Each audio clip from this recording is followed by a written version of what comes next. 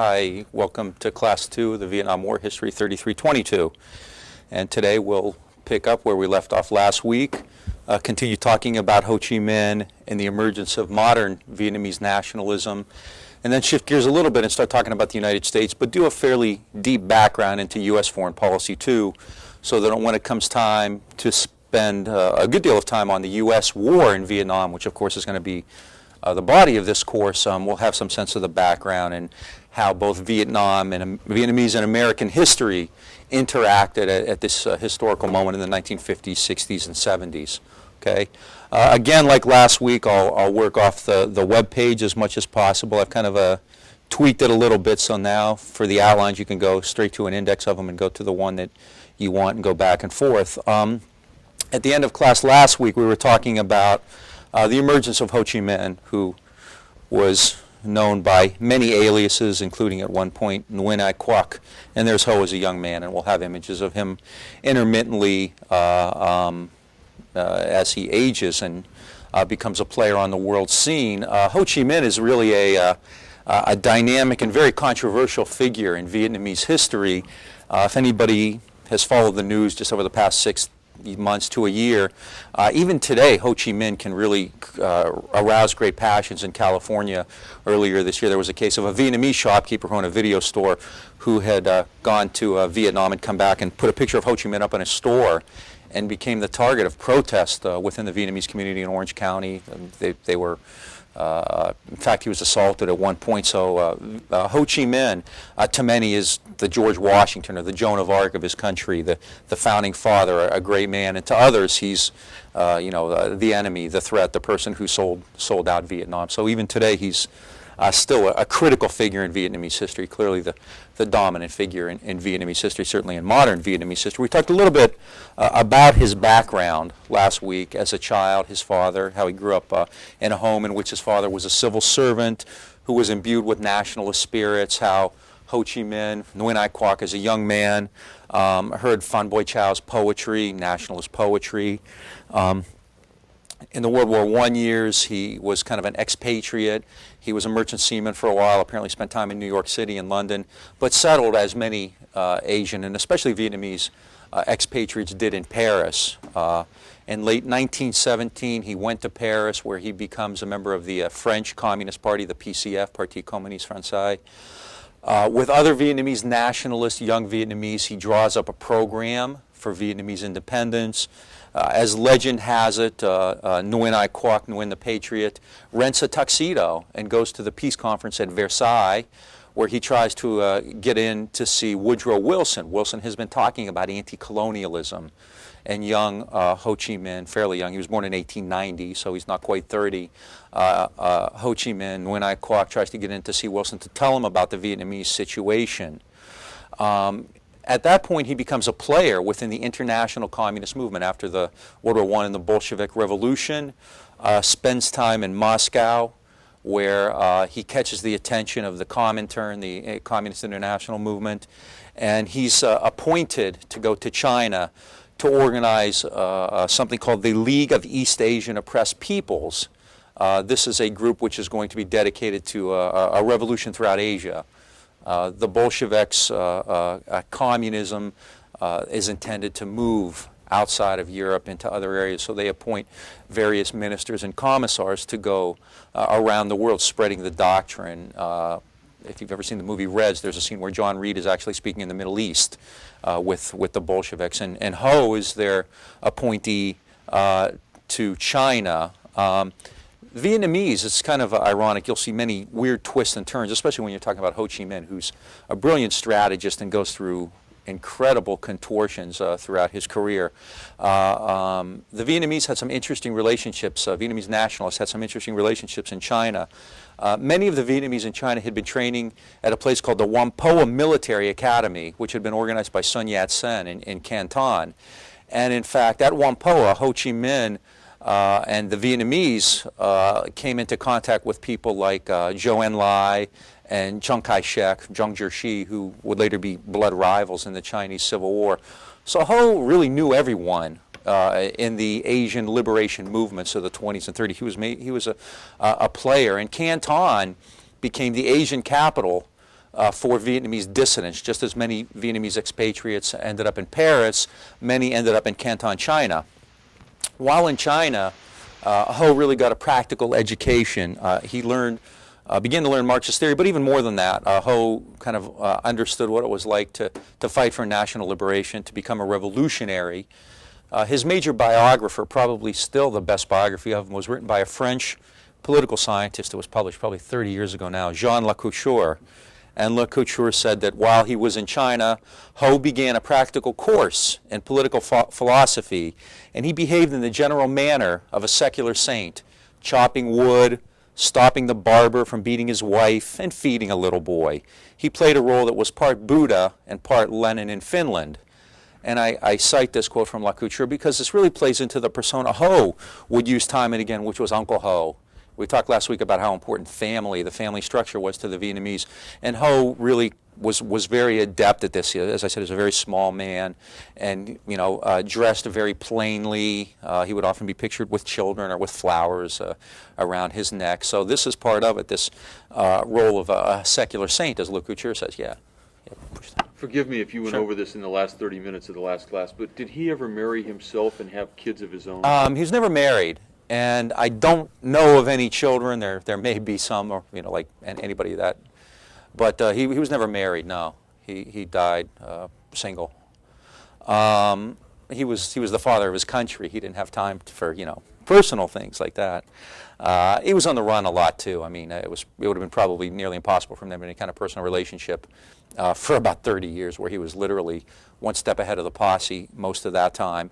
But this really does play into the Uncle Ho persona. He may not have his own family, but he's clearly, quite seriously, the father of the country there. So he has great authority and great credibility, to great moral authority among the Vietnamese dissidents, among the Vietnamese expatriates. He immediately stands out, quite intelligent, just a real sense of an intuitive knowledge of what to do at any certain time, which really you can't explain. I mean, you'll see this time and again how he's always skirting on the edge of disaster, but comes out of it. He emerges from it. It's almost like a cartoon character. The boulder's coming down. He's on the edge of a cliff, and he somehow always escapes. He's kind of like the road runner in that regard.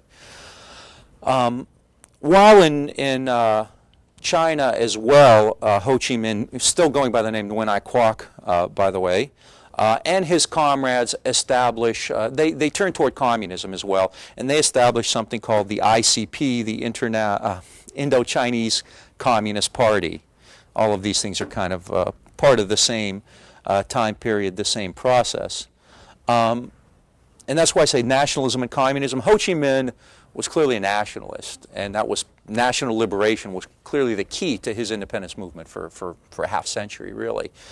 But he also found Marxist philosophy quite appealing, communist organizations in Moscow and China. So in 1930, he and his comrades formed the Indo-Chinese Communist Party. And it's interesting, when there's a debate over what Ho Chi Minh was he a nationalist, was he a communist, as if you have to be one or the other and you can't meld both, which is clearly what he did. The initial founding program of the Indo-Chinese Communist Party is really interesting to kind of speak to this. In it, he appealed to both, quote, the oppressed colonies and the exploited working class. So he's speaking to both issues, the oppressed colonies, the Indo-Chinese, speaking to nationalist liberation, and the oppressed working class, which tends to have a more of a Marxist ideology attached to it, the proletariat. And the platform really kind of goes in both directions too. Among the points are to overthrow French imperialism and the reactionary Vietnamese capitalist class, the collaborators, to make Indochina completely independent. Okay, so those first two priorities are clearly nationalist. National independence, get rid of the French, but then to establish government composed of workers, peasants, and soldiers, to confiscate the banks and enterprises belonging to the imperialists, to confiscate the whole of the plantations and property belonging to the imperialists and the Vietnamese reactionary class and distribute them to the poor peasants. Land redistribution, land reform, which basically targets you as a revolutionary, as a radical, as a troublemaker. In American history, there's always been a real hostility to land reform. You can see that time and again in the response, abroad or the response at home to things like the Freedmen's Bureau after the Civil War. When you start taking land away from rich people and giving it to poor people, you're really going over the edge. You're making a lot of people in the capitalist circles very uneasy, and clearly Ho has that in his agenda to implement an 8-hour workday, to abolish public loans and the poll tax, to waive unjust taxes hitting the poor people, to bring back freedom to the masses, to carry out universal education, and to implement equality between men and women, which clearly is a very radical notion in the 1930s, especially in Confucian society. Confucian society tends to be very patriarchal, and Ho Chi Minh is saying, well, men and women should be equal, and he'll talk more about that in the years to come. So the initial program, the founding program of the ICP, the Indo-Chinese Communist Party, speaks to nationalist issues and communist issues both. And this is something that's going to be consistent with Ho Chi Minh over the course of the next 40 years. He dies in 1969, September 1969, in fact. We're coming up on the 30th anniversary of it. Ho Chi Minh, in fact, at this time, people talk about Ho always being this radical communist. When the ICP was established and this 10-point platform was first announced, Ho really, quite frankly, caught hell from a lot of his comrades in the Indo-Chinese Communist Party. Many of them were upset that Ho was not radical enough, in fact. When he said the Vietnamese resistance should be peasant-led, but he was also willing to allow landholders in, middle-class landlords, people who owned land. He was willing to allow them into the movement as well, so long as they hated the French. So even though it was a communist party, it was to be worker or peasant-led, the only real criteria, the only real objective that Ho Chi Minh had in mind was that you didn't like the French. If you were anti-French, then he was willing to accept you. And a lot of his comrades really were a lot less open-minded or tolerant, if you want to use those terms, than Ho Chi Minh was on this issue. Okay? Immediately, the ICP came under attack. There was a famous, if you want to call it a massacre, in fact, in June of 1930, on June 17th, 1930, 13 members of the Vietnamese Communist Party were guillotined in Dien Bay provincial town, which is north of Hanoi.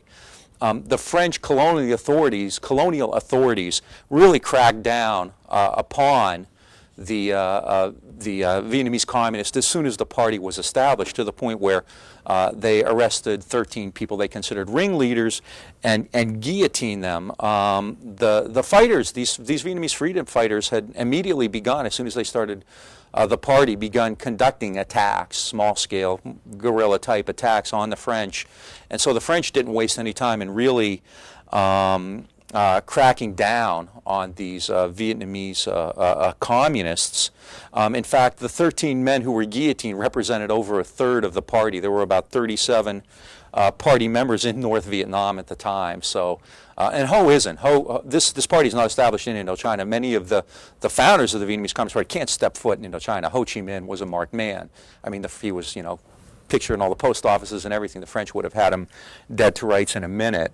So, but in the North, for example, 13 of the 37 were executed. And these executions, I mean, this is just the start. This was called the June 17th movement because it occurred on June 17th.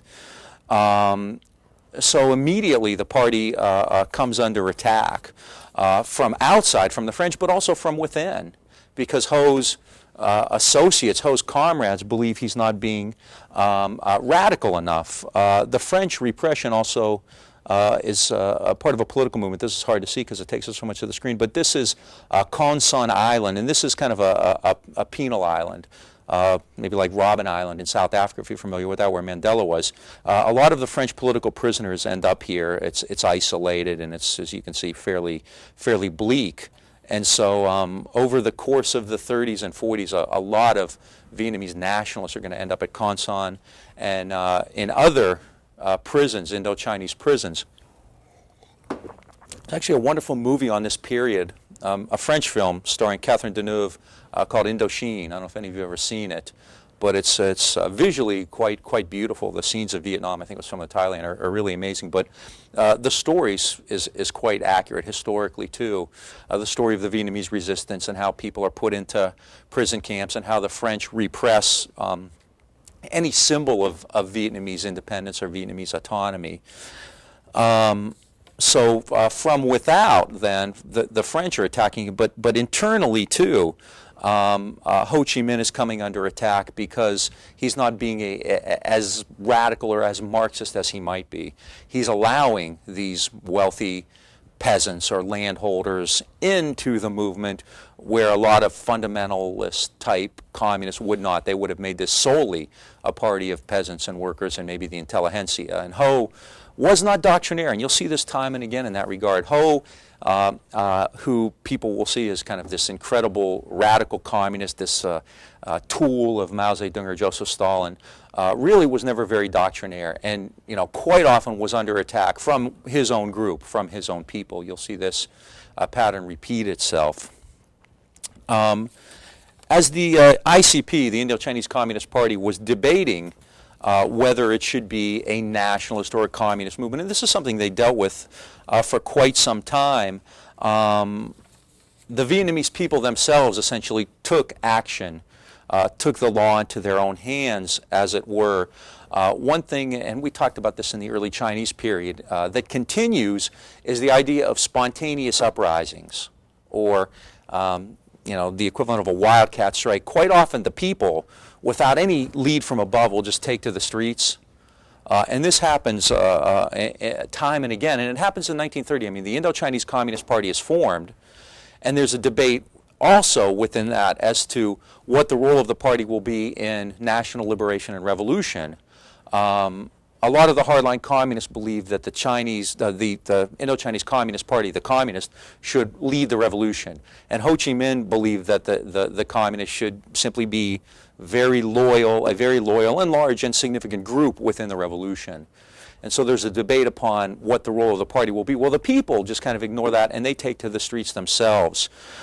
So there is often action from below which pressures the communist leadership at the top.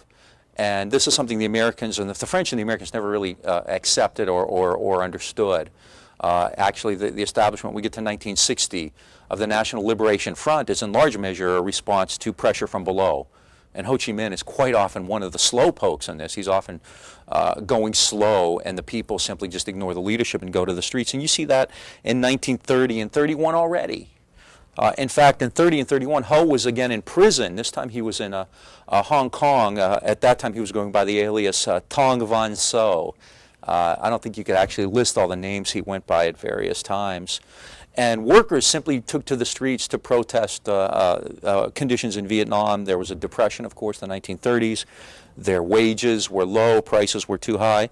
So they spontaneously went on strike, both in factories and in a cement works, in Haiphong, in a rubber plantation in Saigon, in a textile mill in Nam Dinh, and in other places like that. They also organized strikes and demonstrations throughout the country on May 1st, and the significance of that is it's May Day. It's Labor Day everywhere in the world except for the United States. International Workers' Day. All right? International Labor Day. In northern Annam, in Ho Chi Minh's home province of Nha Tinh, a very serious action took place where peasants and workers actually took over the local government for a time and established Soviets to run Nha Tinh province. So they took over, they reduced rent, they redistributed land until, of course, the French come in and crack down. Now, again, there's another irony talking about Ho Chi Minh. When these spontaneous rebellions occur, when the people go to the streets and have these work stoppages and wildcat strikes and that kind of thing, the French and Ho Chi Minh basically have the same opinion of them, which is we can't tolerate this. The French, of course, didn't want anybody questioning their rule. Ho thought it was way too much, way too soon, that these people were going out on a limb. They didn't have organization. They didn't have any kind of political capital. They certainly didn't have weapons, and they were setting themselves up. So Ho believed that the French would crush these spontaneous movements and damage the entire movement. So neither Ho nor the French were really happy to see these spontaneous uprisings. And Ho, in fact, was right. The French moved in immediately. Local police arrested thousands of Vietnamese nationals who were protesting. Many are sent to Con Son Island. They executed over 80 prisoners, people considered ringleaders of these movements. They handed long, very long prison sentences to over 400, perhaps 500 others. The Indo-Chinese Communist Party estimated that in these spontaneous uprisings in 30 and 31, over 2,000 of their supporters were killed, and over 50,000 were arrested. Okay, including in the arrests were people whose names will become household words in the 50s and 60s. Trong Chin, who was one of Ho's oldest friends, Pham Van Dong, who was later the Prime Minister of Vietnam, and probably the most famous, Nguyen Giap, G-I-A-P. And I have later I'll show you an image of Giap, who was the military commander. Okay, let's actually Nguyen Giap. Put that up there. Pham Van Dong. And Trong Chin. Okay, and these are, along with Ho, the leading figures in the early years of the Vietnamese communist movement. Giap, of course, will become the most, probably the best known in that group. And Nguyen Giap is still alive, by the way. He's over 90. Yeah, he's 95. Oh, he's actually 97. My math is off. No, wait a minute. You know why I'm in history instead of math. He was born in 1912. That would make him 87, not 97, right? So, okay. Point is, he's still around. He's quite old. He's probably, besides Ho Chi Minh, the most visible symbol of the Vietnamese movement. And actually, I want to give you a little bit of background. Spend a little time talking about Nguyen Giap because we will hear him time and again. I mean, outside of Ho, who is clearly the George Washington of his country, Nguyen Giap is probably the most prominent Vietnamese of that time as the military commander, the hero of Dien Bien Phu and whatnot. So a little bit on him. It's also interesting because within the life of Nguyen Giap, like within the life of Ho, you see a lot of the developments and ideas that will really move and prompt the Vietnamese Revolution. Nguyen Giap was born in 1912 in An Gia, which is in Quang Binh province. This is just north of the 17th parallel. It's one of the poorest areas in central Vietnam. Like Ho, though, Nguyen Giap's father was fairly well-to-do, fairly erudite. He was a lettre, L-E-T-T-R-E, a scholar, the French term, with prestige, although not wealth, like a college professor. Nguyen Giap's father was a member of many revolutionary nationalist groups, again, had the same ideology as Ho's father. At age 12, his father sent Giap to the Lycée National in Hue, which actually was founded, this is kind of ironic, again, these things get very complicated and sometimes incestuous, which had been founded by the father of Ngo Dinh Diem, who will later be on the other side in the Vietnamese War. And in fact, both Diem and Ho Chi Minh and Nguyen Giap all attended the same school. So they were all classmates. They probably went to reunions together, down a few beers, and talked about the good old days, right? While he was at Hue, Giap displayed a poetic idealism. He wrote poetry, and he also, and again, this is not surprising, is it, given the tradition, the litany we discussed last week of how poets and revolutionaries were often one and the same. At Hue, Giap was a poet and a revolutionary. He was a follower, like Ho, of Phan Boi Chau. And not surprisingly, if you have this resume, the local authorities are going to learn about you very quickly. And so at a very early age, Nguyen Giap was kind of on their list of people to look out for. You know, the police would come up and hassle him and that kind of thing. In 1926, when he was just 14 years old, Giap joined the Tan Viet Cac Meng Dong, or the Revolutionary Party for a Great Vietnam, which was kind of there were a lot of underground groups, and Giap was in one of them. In 1930, which was a year of terrible depression and famine, as we just pointed out, which is why they had all the strikes and the work stoppages and things like that, Giap participated in these demonstrations and got his first taste of prison. In the city of Nha An, the French attacked a march of 6,000 peasants, and Giap was attacked in that. He also was leading student demonstrations in Hue, and for this activity he was sentenced to 3 years in jail, but was released on good behavior after about 3 months. At that point, Giap decided to move away and stay out of trouble for a while, move away from the movement, stay out of trouble for a while, and he concentrated on his academic work. He passed the baccalaureate exam. Remember, we read that poem by Tanje Shuang about the baccalaureate last week, which was the equivalent of a high school in some college. And then he went to Hanoi and he began law school, and he married the daughter of one of his professors. Okay? In 1936, then, he's still in school, studying law. He's fairly well established. He has a wife. And politically, things are opening a bit. We're kind of getting ahead of the game a bit now. But in 1936, there's kind of a popular front government in France. And there are some socialists in the government in France. So in Vietnam, things loosen up a bit. In fact, the French Communist Party, the PCF, even was working with the ICP, the Indo-Chinese Communist Party.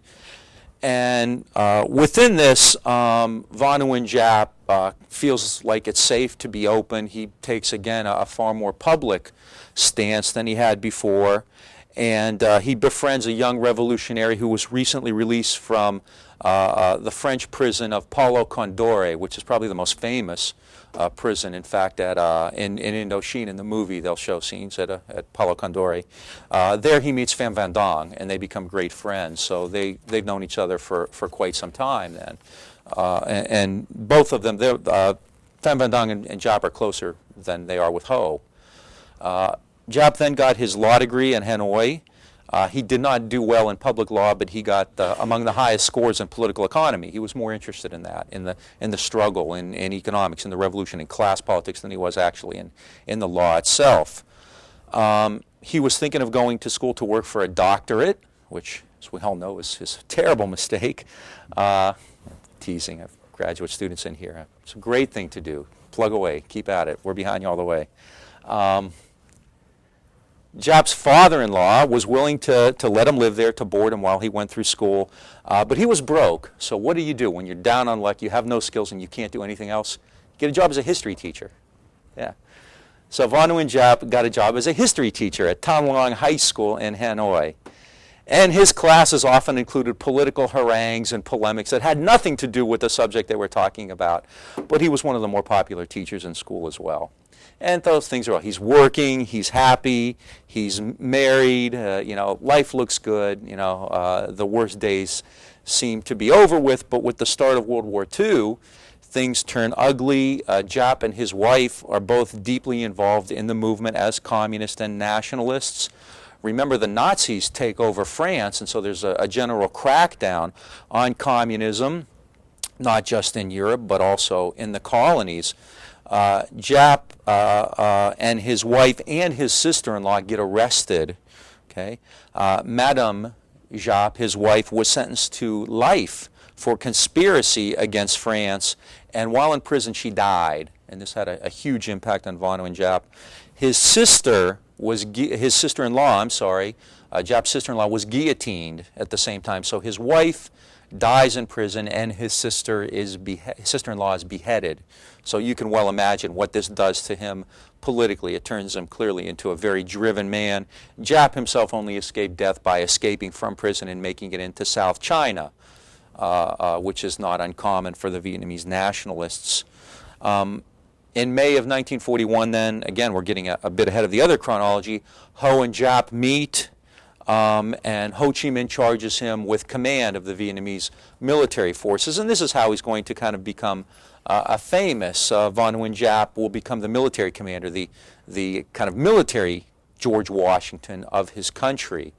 And he's kind of there at the beginning as well. So along with Ho Chi Minh, Giap, Pham Van Dong, Trong Chinh, and others really do form the nucleus of the communist movement in Vietnam. I don't want to spend too much time talking about the leaders, though, because as important as these individuals were, the real key to Vietnamese independence is going to be the masses, the peasants, the people at the bottom of the social ladder who rally around their leadership, but who also often, are ahead of them, who will act even before they do.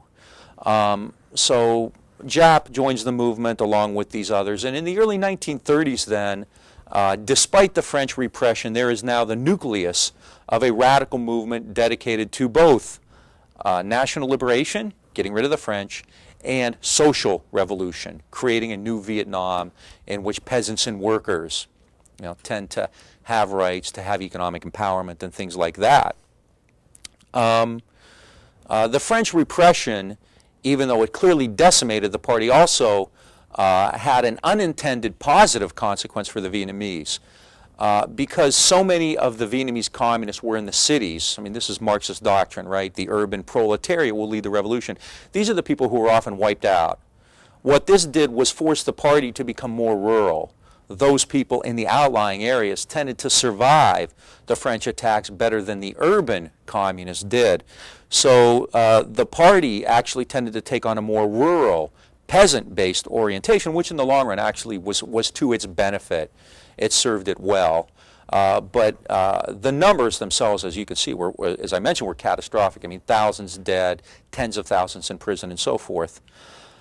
The 1930s, you cannot explain adequately in a short time because it's incredibly complicated. There's this kind of serpentine path there.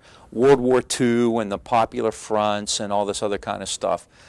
To try to make it somewhat simple, France, if you know anything about European history, is kind of undergoing a bunch of twists and turns at the time as to whether it will confront Hitler or ultimately collaborate with Hitler. Within the communist world, similar things are happening.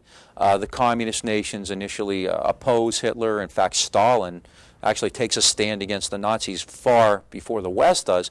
But internally, the communists are kind of at each other's throats, which is something else the United States never really recognizes. For example, Stalin was always suspicious of Ho Chi Minh. Ho was not adequately radical or adequately hardline enough for Stalin. When Ho Chi Minh said that the Indo-Chinese Communist Party was a loyal servant of the revolution, but didn't necessarily have to be in charge of it, Stalin thought that was absurd. Stalin believed that local communists had to lead, had to take over revolutionary activities. He did not believe that you could have this broad-based nationalist movement and include landlords and wealthier peasants and things like that. Ho Chi Minh, however, did actually. Let me go back just one very briefly. Ho Chi Minh did. Okay. So Ho Chi Minh then gets on the wrong side of Joe Stalin. He's clearly on the wrong side of the French. He's in and out of China, Hong Kong, China itself. He's a marked man. But he survives all this. He survives all this. How does he do it? Because he never lost the support of the majority of the Vietnamese people. And in large measure, he did that because he understood the crucial element in Vietnamese society, which was land. Again, whether you call this nationalist or communist doesn't really matter. What he understood was that you didn't need to teach a group of peasants about the Communist Manifesto. You didn't need to have them read Capital. You didn't need to have them understand Marx and Lenin and Engels. They didn't need to know who Rosa Luxemburg was. What they needed to know was that he was willing to get them land, because that was the key element. Vietnam is an agriculture. It's clearly a pre-industrial agricultural society. Right? It's almost it is a feudal society. Right? And in feudalism, what makes one wealthy? Land. Okay? It's not really a market economy yet. It will become one, and Vietnam will become more important. But it's essentially a feudal economy in which land is crucial. And as in any feudal system, do most people hold land? No. Only a fairly small percentage of people hold land, and they tend to be either French or those who collaborate with the French. And again, the movie Indochine really plays this up fairly well, where you see the Vietnamese collaborators and the French, who are a very small portion of society, really dominating the political economy. So Ho Chi Minh understands that, and even though he's willing to work with people who might be considered class enemies, he retains huge levels of support because he understands and emphasizes the overall organizing principle, which is land. All Vietnamese have an interest in land. Okay? Yeah. I think 1% of the population own 50% of the land. Is that correct? I have some numbers here. It's different in different regions, but yeah, I mean, it's not far off from that. Right. Well, actually, about 1% of the population owns 50% of the wealth today in the United States, so those numbers may not seem as, crazy as they are. But yeah, I mean, there's a massive disparity. And this is consistent from the 30s all the way through the 1960s. And again, it's something that really the Americans, the French and the Americans, never understood all that well. French landholders and the Vietnamese collaborators held vast, huge tracts of the countryside. All right, in Cochin China, for instance, about 6,000 landlords owned over half of the entire rice acreage, and rice is, of course, the key crop. It's the key to the Vietnamese economy. It would be like cotton is to the American South before the Civil War. Another 60,000 owned over 40%. So you have about 66,000 landlords owning 90% of the land. The remaining 4.5 million Vietnamese, this is in Cochin China in the south, had almost no land, or the vast majority were tenants.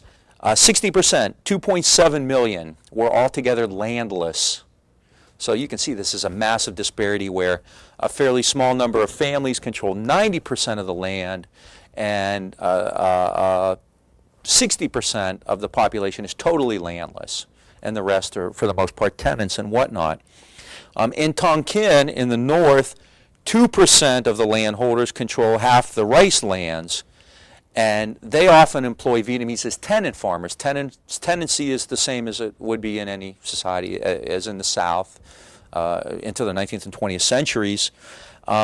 Tenants on these rice plantations had to pay landlords about half or 2/3 of their crops as rent.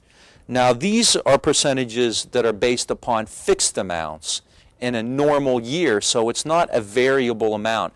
If you owe somebody 60%, that's 60% of X, whatever they expect to grow in a good year.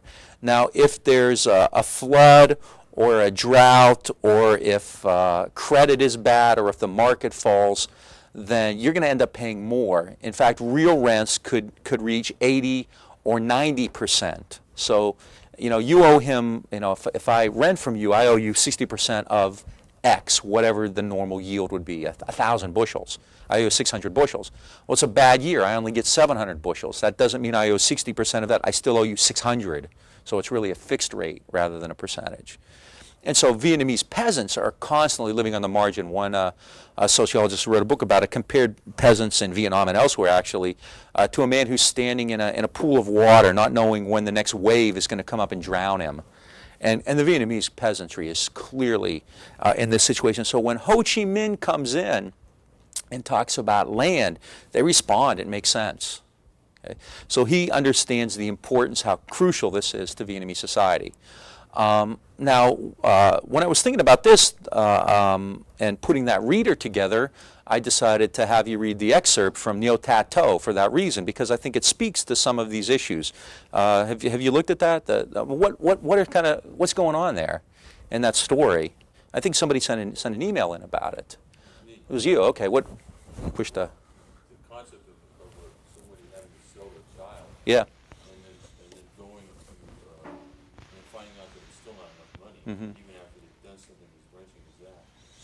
Yeah. There's. It humanizes what's up. I mean, you can sit there and have these statistics, but that story, I don't know. I mean, it was fictionalized, right? It was a story, but it was based. It was a story based. Yeah. Exactly. Yeah. To me, I'm sorry. Yeah. Should I start over? No, that's all right. I'll recap. I found it very powerful. I mean, not only just the frustrations of the Vietnamese bourgeois laughing at this woman, and then going down there and going, how can they charge me tax on my brother-in-law who's dead? Body tax, and right. they're laughing. Right. Don't ask right. me, ask the French man. Right. I mean, right. it humanized it in a way that the statistics otherwise wouldn't. Yeah, exactly, and that is based on stuff that's actually happening. Mrs. Dow is the prelate's wife or whatever, and the woman has to bring her child there to pay for rent. Her husband's in jail for being in debt, and they take the puppies and the daughter as a servant.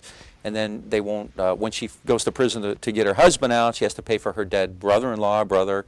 And then at the end they charge an extra tax because she's paying in coin, right, rather than paper currency or something like that. So, I mean, this really, yeah, in a very personal way, shows what these people are against. And Ho Chi Minh understands that. And so when people say, you know, you have to have a Marxist program, or Ho says, these are, you know, Ho understands that these are real people. Incredible sensitivity to the Vietnamese, an incredible instinct about that.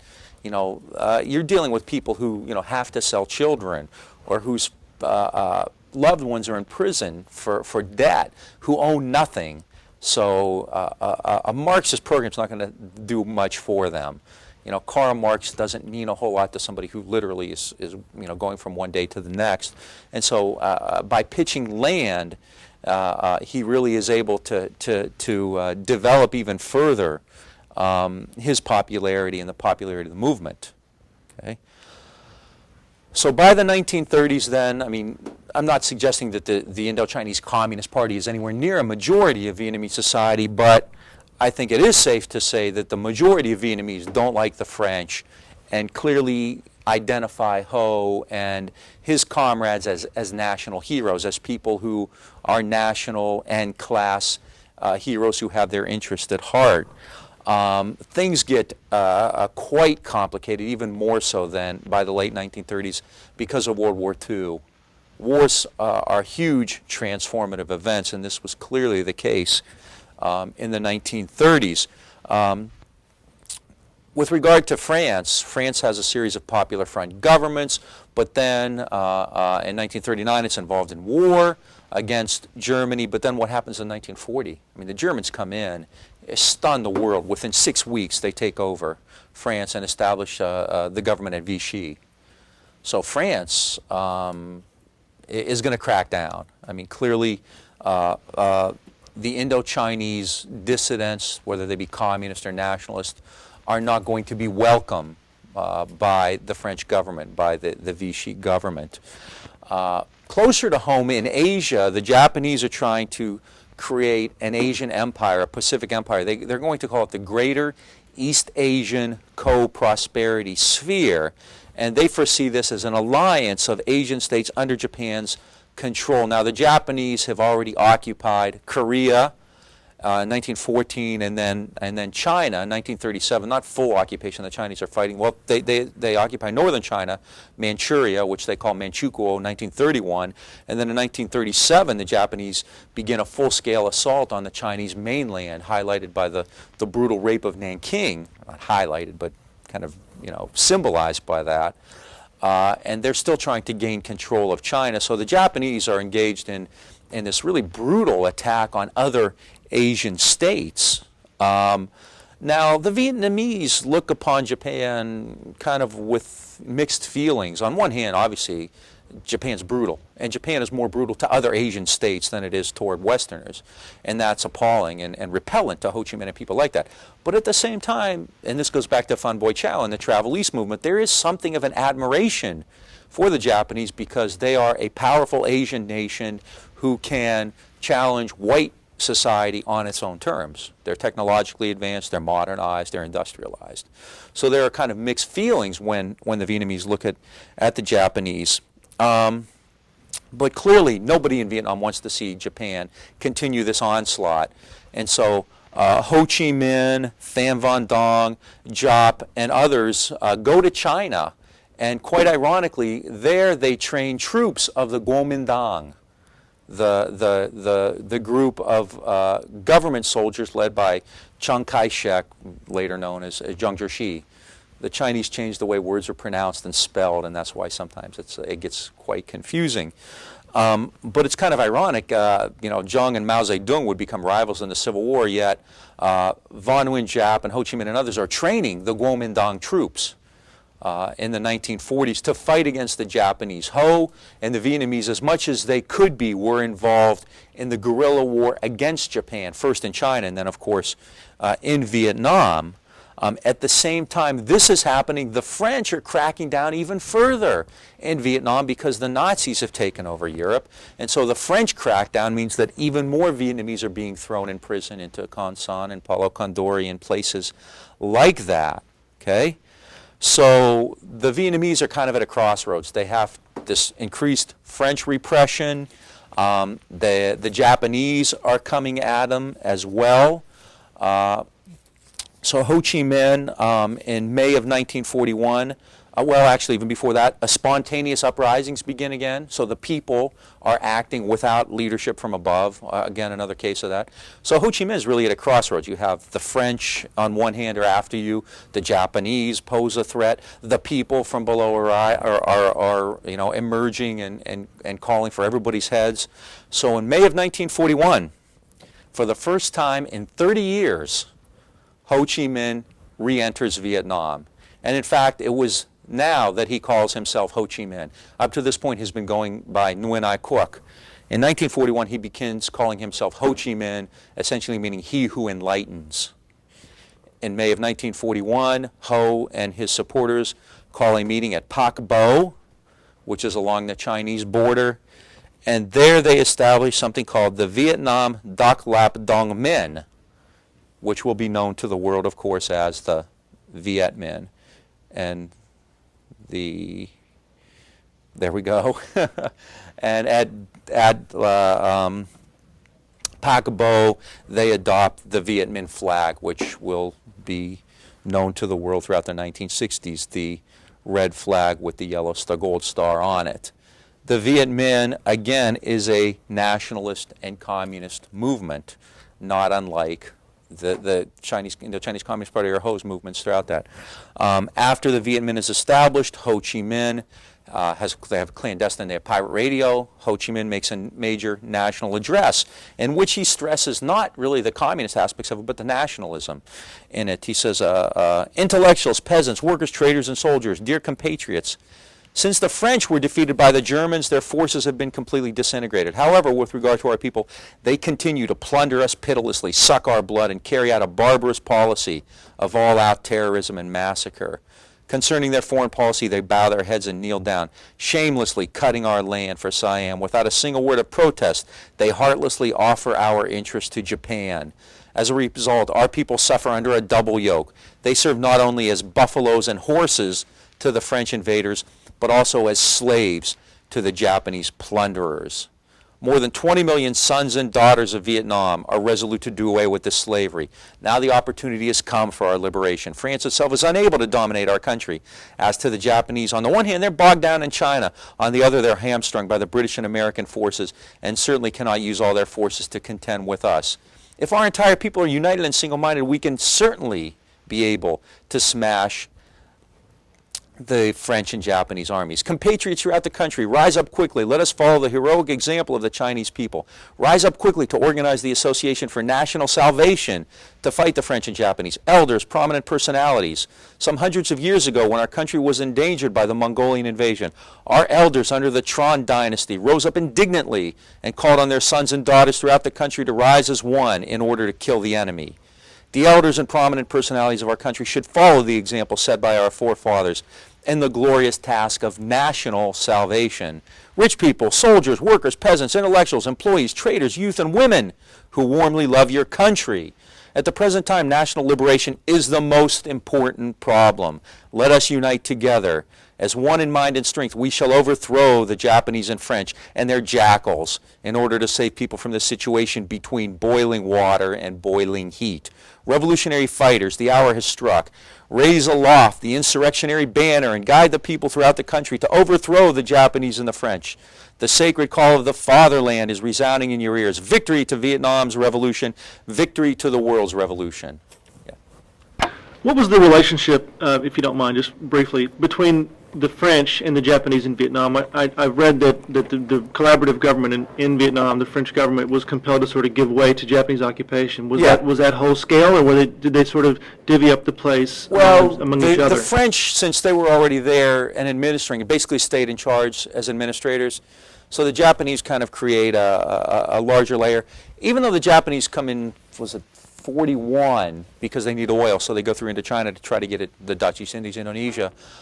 France, essentially, because it's already there and has an administrative apparatus in place, sort of retains control.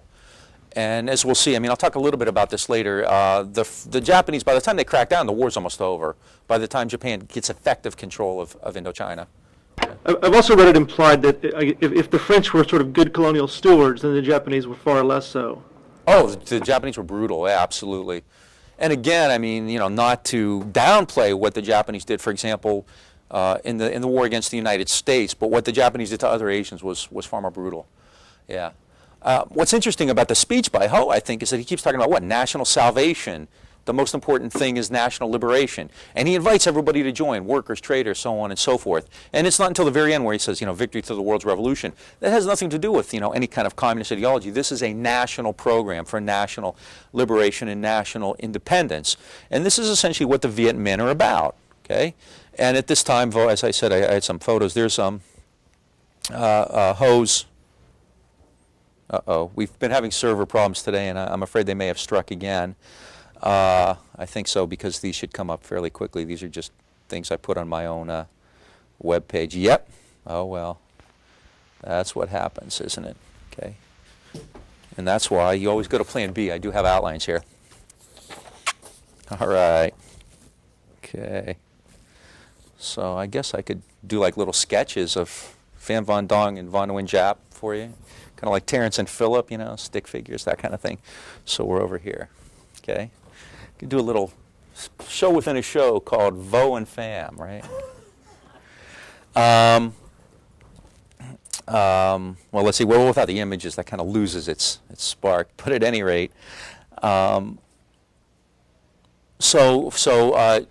it's also when the Viet Minh are established is when Ho more or less officially appoints Van Nguyen Giap as the military commander, and they deliberate, and it's at this point that they decide that they are going to focus on a strategy of guerrilla warfare, which is not uncommon. There is a tradition, especially in these Asian wars, of guerrilla tactics, Guerrilla, meaning little war.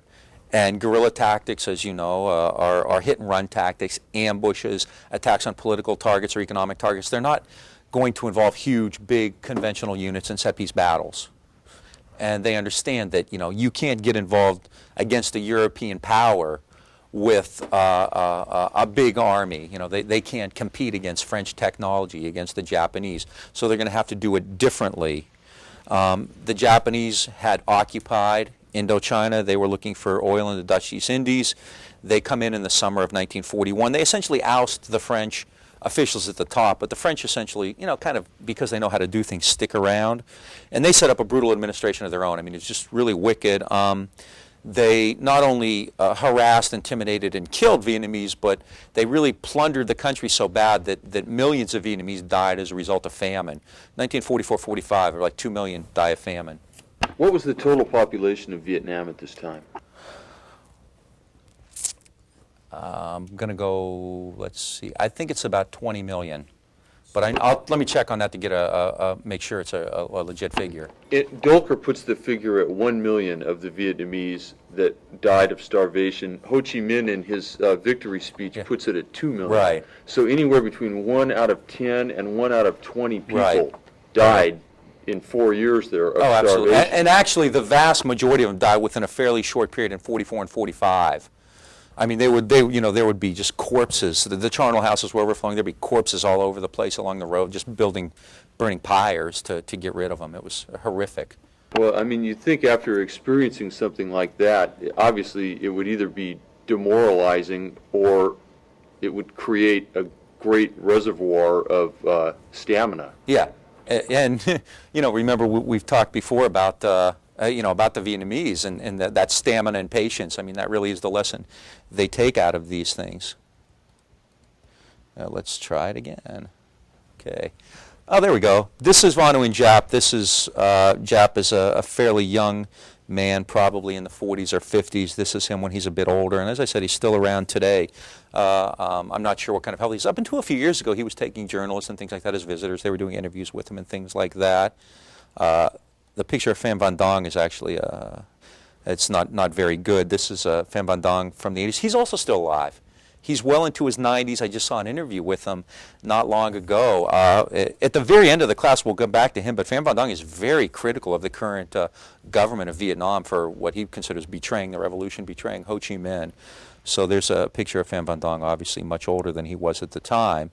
And as I said, they at that point decide to conduct a strategy of guerrilla war. They are not ready to take on either the Japanese or the French armies. They just can't do it. So they advocate patience. They advocate this reservoir of a stamina, and they're quite willing to wait until their goal. Ho Chi Minh has an idea he calls the opportune moment. You wait until the opportune moment. You wait until the enemy is weakened. You let other people do your work for you. You let the Americans soften up the Japanese, and then when the opportune moment comes, you step in. Okay. So this is part of the process, part of the plan. You just develop this system of guerrilla war. Okay. So by 1941, the Viet Minh is established. Ho and Giap are determined to take their time and wait it out. But things are never easy. Things are never quite, then turn out quite the way they were intended to be. Ho Chi Minh, in fact, in 1941, ends up in a very usual place for him, something he's very used to. He ends up in prison again. He goes back to China. Well, this time he's arrested. All right. Now, he had trained Kuomintang armies just a couple years earlier. Now the Chinese arrest him. The Chinese were a bit like Stalin. The Chinese were a bit suspicious of Ho Chi Minh. Stalin afraid that his communism was too independent. And the Chinese don't like Vietnamese. I mean, we've kind of forgotten that, or we haven't really forgotten it. I haven't really mentioned it. But remember, there's this 2 millennia history there where these people don't get along that well. And they perceive Ho's independent streak, his nationalism, as a threat. So in 1942, not 41, 42, he goes to China again. And this time he's arrested. And in addition to that, the Kuomintang Zhangjiaxi were hoping to establish a puppet government of their own in Vietnam. They wanted to get somebody in place who they could control and manipulate. So Ho Chi Minh spends 15 months in prison in China, and like all Vietnamese political prisoners and revolutionaries, he turns to poetry. And there are a whole body of prison poems by Ho Chi Minh, and again, these are quite striking. You can't imagine, at least I can't imagine, like Richard Nixon writing poems like this, or Bill Clinton, unless they were MASH notes or something like that. But Ho Chi Minh, I want to read a few of these, which I think are really quite powerful and really indicate what the Vietnamese Revolution was about. One of them is called The First Page of My Journal. I've never been very excited about poetry. In prison, there's nothing better to do. To pass the long days and distract myself, I write poems and wait for freedom. Another one, Prison Journal. It is your body that's in prison. Your spirit is not in prison. If you're going to accomplish your great task, you've got to take good care of your morale. Again, and this is really going to be crucial to the Viet Minh, this idea of morale. I mean, they believe that maintaining one's spirit is every bit as important as maintaining one's body. Another poem, The Roads of Life. It was easy to cross the mountains. It was easy to climb the peaks. The level roads on the plain turned out to be harder to travel. I met tigers in the mountains. They didn't harm me. I met a man on the plain, and he arrested me. I was a representative of the New Vietnam on a visit to the leaders of a brother nation. He's talking about going to China now. A storm like the waves of the ocean overwhelmed me. I found myself honored with a prison cell. I am an honest man with an untroubled conscience, but they suspect me of being a Chinese spy. The roads of life are always dangerous, but it is less easy to get over them now than ever. Okay? And my personal favorite of Ho Chi Minh's poems, being chained is a luxury to compete for. The chained have somewhere to sleep. The unchained haven't. The state treats me to its rice. I lodge in its palaces. Its guards take turns escorting me. Really, the honor is too great. So this is Ho Chi Minh again in this wonderful tradition of Phan Boi Chau and others like him, who kind of combines this martial spirit with this more very eloquent, and often quite beautiful sentiment about freedom and things like that. Now, after 15 months in prison, when the going gets weird, the weird turn pro. After 15 months in prison, the Chinese release Ho Chi Minh and pay him $100,000 a month to fight against the Japanese. Okay, so if you were trying to diagram this, it would be impossible, right? So it's pretty weird stuff. Now, so in 1943, Ho is released from Chinese prison, decides that he will work with the Kuomintang and gets paid for it, okay? At the same time, things in Vietnam get a little goofy. And again, Ho Chi Minh and some of his comrades have a difference of opinion. Nguyen Giap, while Ho was in prison, Giap and others more or less kind of not necessarily run things, but essentially set policy. And Giap and Trong Chinh and Pham Van Dong are kind of more doctrinaire Marxists. Can we say that? I think we can say that safely. And they are kind of itching. They want to fight. They want to unleash the Viet Minh. By 1944, the Viet Minh claimed, and we don't know, how accurate these numbers are, and even if they claimed these numbers of soldiers, how many of them were actually armed is another question altogether. But the Viet Minh claimed to have about 500,000 troops in the 43, 44, 45. About 200,000 in Tonkin, and about 150,000 each in Annam and Cochin, China. Again, one doesn't know whether those numbers are accurate, and even if they are, how many of them were armed. They're getting most of their weapons from troop. They take them from the Japanese or the French, or they buy them on the black market or things like that. Some, we'll talk later, from the American OSS actually gets involved toward the end of the war and working with the Viet Minh. But again, I'm not sure, if they have 500,000 troops, how many are actually armed is open to question, is open to debate. But Giap is pressing, he's chewing at the bit. He wants to be unleashed to go against the French and the Chinese. And Ho Chi Minh is very reluctant to do that. In fact, in July of 44, the Revolutionary Committee of the Cao Ban region votes to begin an armed struggle. And Ho Chi Minh didn't want to go that far. He agreed that the phase of peaceful revolution is behind us, but he said the time for general insurrection has not yet come. And he tells Giap to create brigades of liberation with political objectives, political ends, and political strategies rather than military. So there's clearly a gap. Again, there's this disconnection there. Ho Chi Minh in 1944, in December of 44, established then what he called the Propaganda Unit for National Liberation. And he says, and again, this speaks to this kind of debate, nationalism, communism, and so forth. Ho Chi Minh in December 44 says, the Propaganda Unit for National Liberation shows by its name that greater importance should be attached to the political side than the military side. Now, Ho wants the whole country to resist in this guerrilla struggle, and he says, we may not have strength on our side.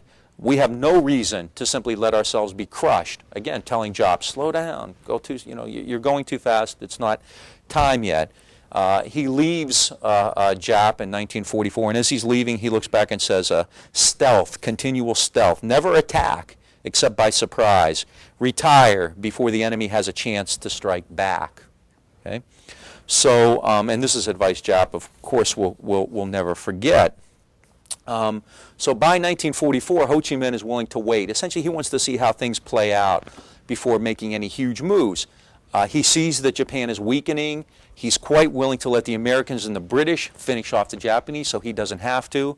He's collaborating with American agents from the OSS, the Office of Strategic Services, in South China and Indochina. So he's beginning to kind of try to get a lay of the land. But at the same time, again, pressure from below is forcing his hand. The Viet Minh do begin armed combat. They establish a guerrilla force in Tonkin in the north. They also begin political organizing. More people are joining them against the Japanese. Okay? But things are never as they seem. It's still very weird. Okay? The French are still around. As I said, they know how to run Vietnam, so they never really left.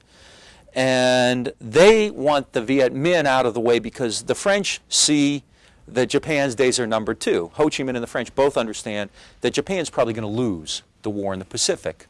And so both of them are thinking, okay, what happens when Japan is out of the picture? Well, what does Ho Chi Minh anticipate happening once Japan is out of the picture?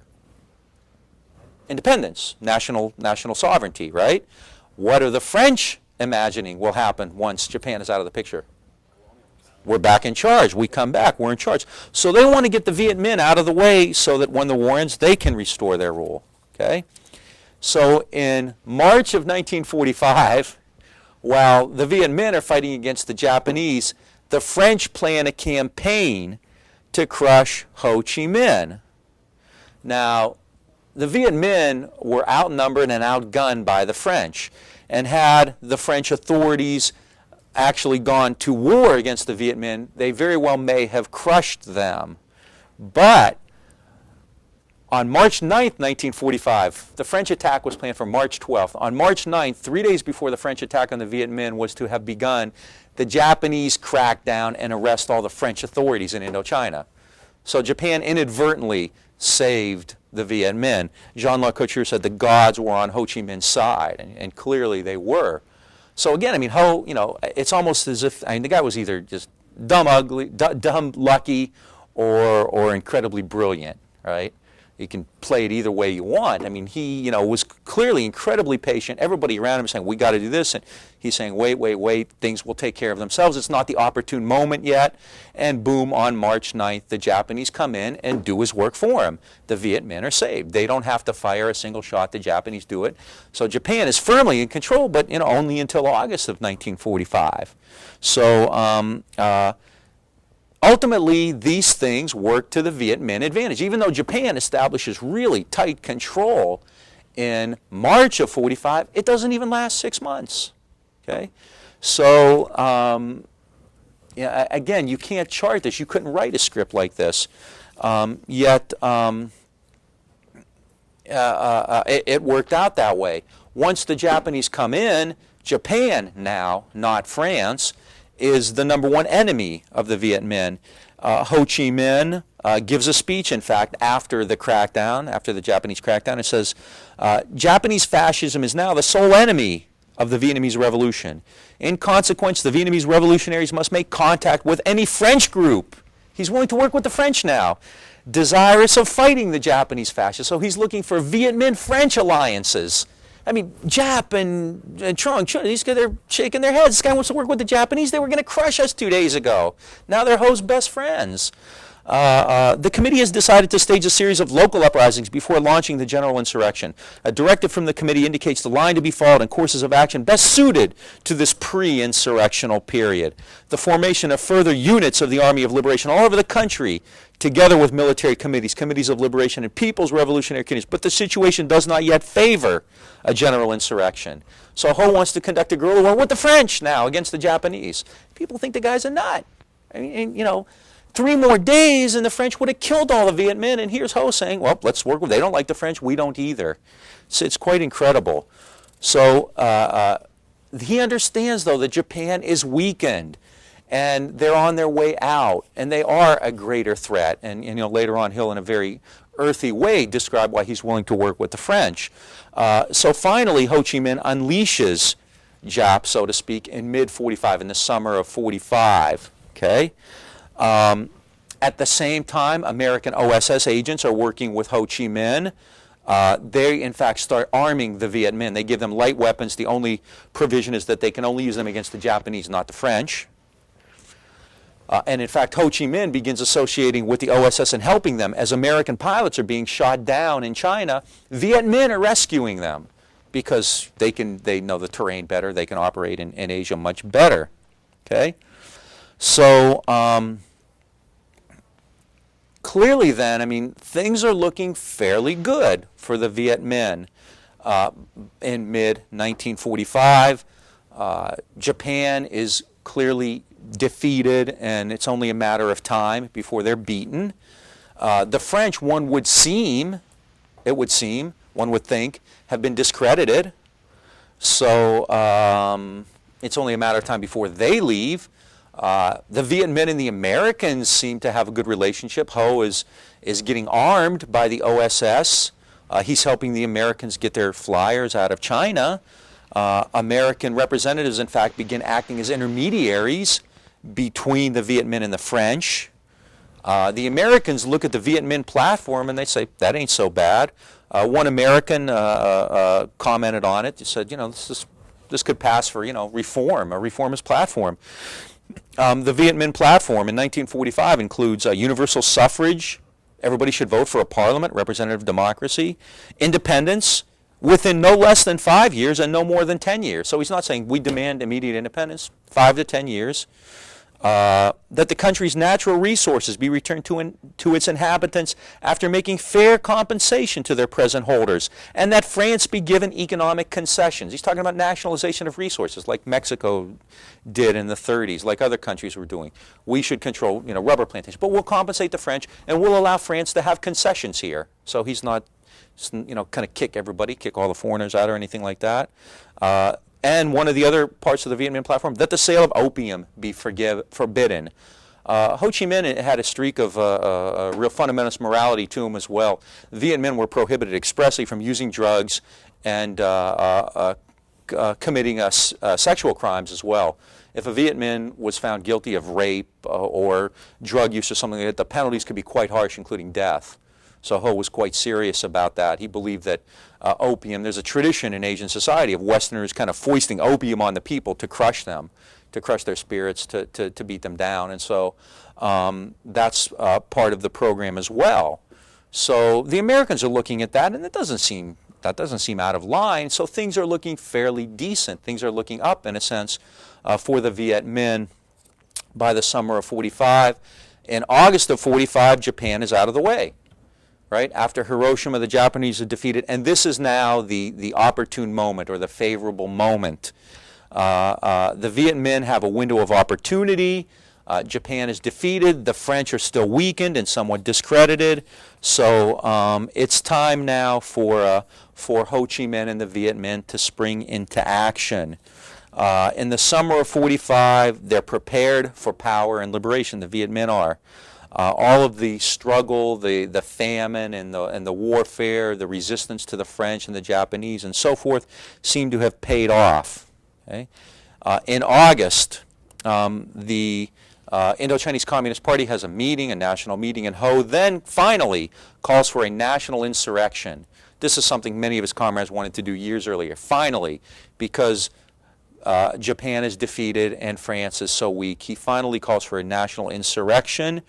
Trong Chin, the party general, was put in charge of this. On August 16th, 1945, Ho Chi Minh introduced the gold star on the red background as the national flag, and he called for a countrywide rebellion. Okay? He said, at present, the Japanese army is crushed. The National Salvation Movement, he's still referring to this as a nationalist movement, the National Salvation Movement has spread to the whole country. The Viet Minh has millions of members from all social strata. In the front, our compatriots march side by side without discrimination to age, sex, religion, or fortune. Calling again on a front. Okay. The Viet Minh conduct mass rallies. They seize control of many villages at the local level. In Hanoi, the Viet Minh overthrow the Japanese. It's a bloodless coup. In late August, they travel to the imperial palace at Hue, where they approach Emperor Bao Dai. I haven't even mentioned him yet. Bao Dai was the last emperor of Vietnam. He had very little to do with Vietnam, however. His first language is actually French. He spent far more time on the Riviera than he did in Vietnam. He was called the Playboy Emperor. He liked to gamble. He always had 2 or 3 beautiful women surrounding him. He used to prefer platinum blondes, who he introduced as his personal secretaries. And they would ask what they do. Do they take dictation? Do they type? Do they this and that? And he'd say, "Look at them. What do they have to do?" This is a real, really sharp dresser always had on. All the girls say was pretty fly, that Emperor Bao Dai. So he's not real involved in the running of the country, and so they go up to Emperor Bao Dai, and they demand his abdication, and they kind of make him a Luca Brasi offer. You either lose your throne or we cut your head off.